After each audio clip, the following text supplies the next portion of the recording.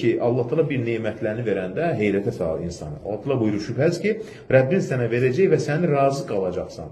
Duha surəsi 5-ci ayə. Baxın, bil ki, elə anlar var ki, hər şeyin bitdiyini, dünyanın üzünə bağlandığını, çıxış yolunun qalmadığını düşünürsən. Özünü bəzən olu tənha hiss edirsən. Halbuki Allah sənin zəifliyini, qəlbinin qırıldığını və acizini görür.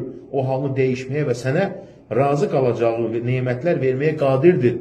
Və beldən də görürsən ki, Allah sənə bütün sıxıntılardan xilas edir. Bax, bu ayə. Ona görə Allahın sənə verdiyinə razı ol. Ondan gələn hər nemətə şükr et.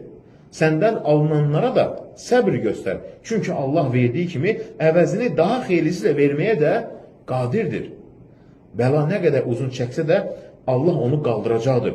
Unutma ki, günlər dəyişir və heç bir hal əbədi qalmır. Yəni, səbr edib razı qalsan, Allah sənə elə nemətlər bəxş edər ki, səni sevindirər və razı salar. Ona görə bu ayəni, Duha surəsi 5-ci ayəni düşün. Dünya sənə dar gəldikdə, Allahın səni razı salacaq bir bəxşiş, nemət vəd etdiyini xatırla.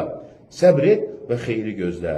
Razılığını yalnız hazırda gördüyün şeylə ölçmə.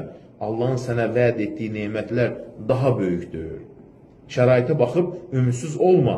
Allahın sənə olan vədinə güvən. Hər nə olursa olsun. Çünki Allahın nemətləri əsla, bəxşişi əsla boşa çıxmaz.